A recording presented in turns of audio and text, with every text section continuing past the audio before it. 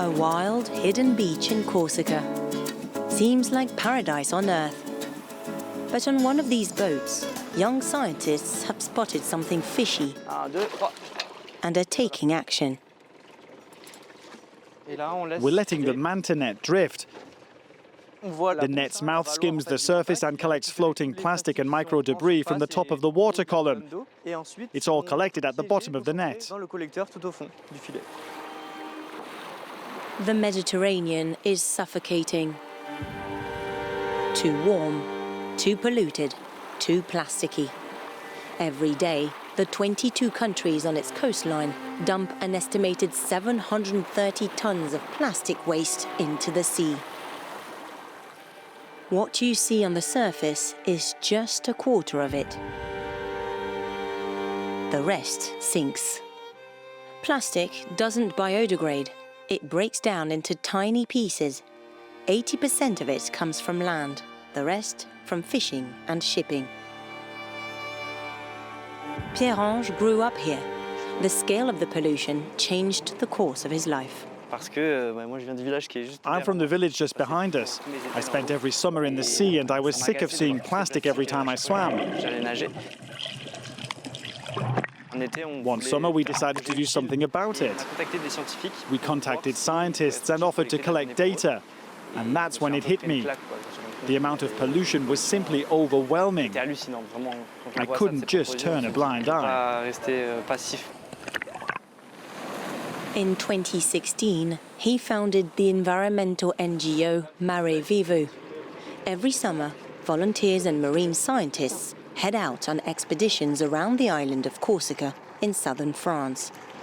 Their aim, address the issue at its root.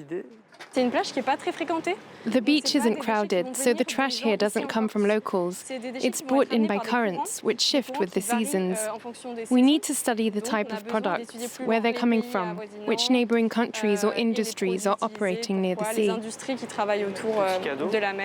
Their mapping surveys have helped identify over 15,000 pieces of waste on the Corsican coast, mostly thin plastic packaging. A lot of it is food wrappers, sugary snacks, processed food. The Mediterranean is a hotspot for microplastic pollution. These nanoparticles make their way into the food chain, starting with marine life and ending up in humans. Studies show that they're linked to heart diseases. They can be found in the bloodstream, the brain, even testicles. It's extremely worrying. The floating lab also runs underwater experiments to track the health of the ecosystem.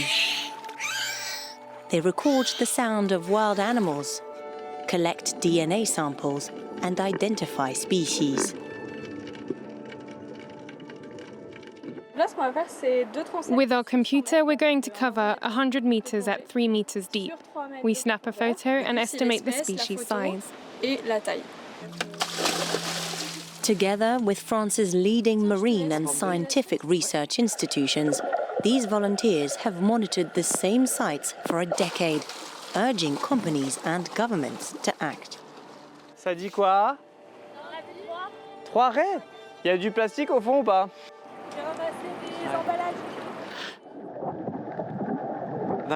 You feel so powerless, but suddenly you see what's worth saving. It's an emotional roller coaster.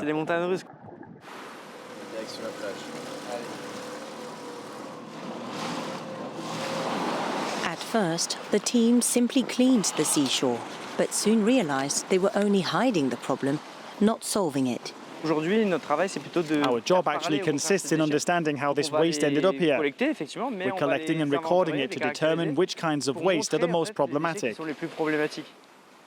The NGO now works with policymakers to cut back on single-use plastics, pushing for more public fountains to reduce bottle waste in a bid to protect the Mediterranean. That report from our Down to Earth team, including Aurore Dupuis, who joins me on the set. Hi, Aurore. We're going to keep talking about plastics. Now, microplastics obviously are everywhere in the ocean, but also in our drinks, in our food, in our cosmetic products.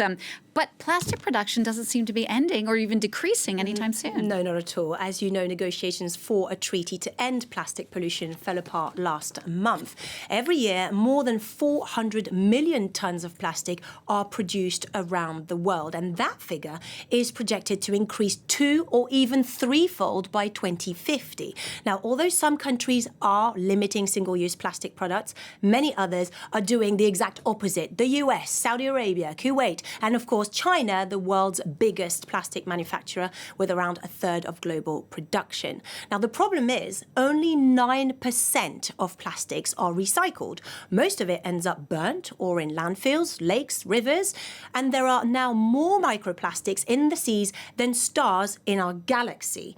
And this is affecting the lives of more than 800 marine species. So what kind of impact is this having on our own health? Well, every breath that we take contains microplastics. We inhale as much as 68,000 microplastic particles every day, according to the latest study.